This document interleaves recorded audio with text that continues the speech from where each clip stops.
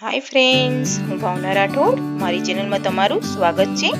तो आज આપણે બનાવીશું મેંગો મઠ્ઠો। ઉનાળો શરૂ થઈ ગયો છે અને ગરમી પણ પડવા લાગી છે।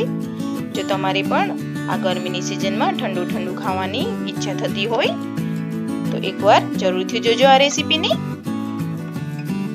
તો ચાલો હવે સામગ્રીમાં શું શું જોશે તે જોઈ લઈશું। તો હવે બનાવવાનું શરૂ કરીશું। मैं 1 किलो दही लीधु छे, जे अमूल में मळे छे ते दही लीधु छे। खाटू नथी, मीडियम ज छे। तो चलो मठ्ठो बनाववानी प्रोसेस शरू करीशुं। अहींया एक तपेली लेवानी छे अने आ रीतनुं काणावाळुं वासण सेट करी लेवानुं छे। एक कपडाने आ रीते सेट करीशुं। जे दही छे ते उमेरी लईशुं। आमां बधुं दही आमां सेट करी लईशुं कपडामां। अने कपडाने भेगुं करी अने आ रीते सेट करी अने आपणे फ्रीजमां मूकी दईशुं। 7 થી 8 કલાક સુધી રહેવા દઈશું।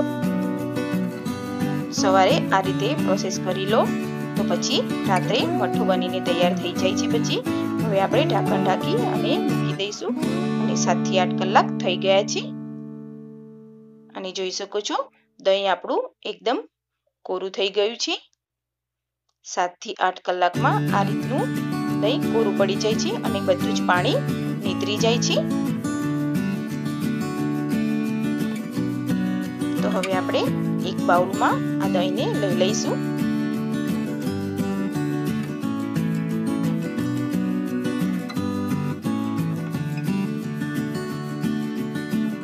पहला आपणे चमची थी सारी रीते दही ने फेटी लईशुं। दही ने आपणे 1 मिनिट जेटलुं फेटीशुं जेथी करीने एकदम मुलायम थई जाय।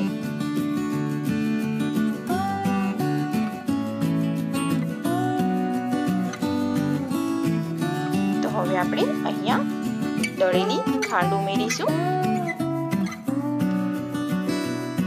તમારે જે પ્રમાણે ગળ્યો મઠ્ઠો ખાવો હોય તે પ્રમાણે તમારા સ્વાદ મુજબ ખાંડ વધારે કે ઓછી કરી શકો છો તમે। હવે સારી રીતે મિક્સ કરી લઈશું ખાંડને। જ્યાં સુધી ખાંડ મિક્સ ના થાય ત્યાં સુધી દહીંને આપણે ફેટીશું। आ रीते 1 मिनिट जेवुं फरीथी फेटी लईशुं।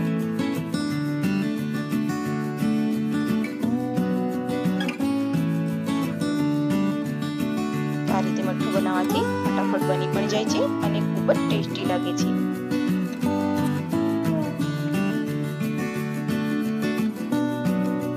तो हवे आपणे अहींया केसर केरी लेमने मिक्सर में क्रश करी लीधी छे।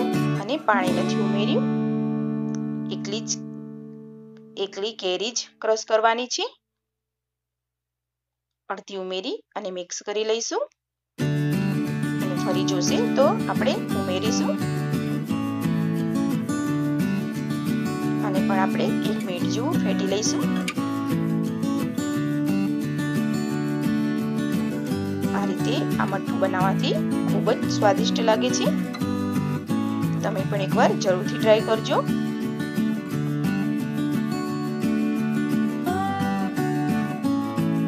હજુ થોડી જરૂર છે એટલે ફરીથી ઉમેરી અને ફરીથી ફેટી લઈશું।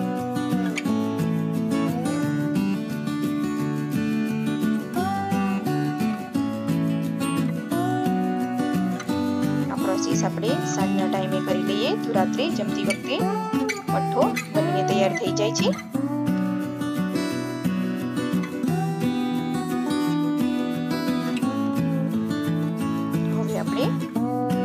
एक एयरटाइट डब्बा में सेट करी लईशुं मठ्ठाने।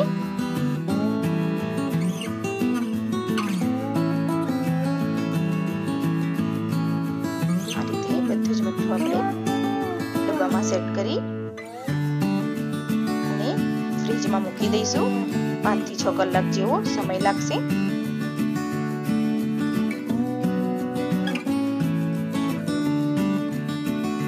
હવે આપણે ડ્રાય ફ્રૂટ્સ અને ટૂટી ફ્રૂટી ઉમેરી લઈશું.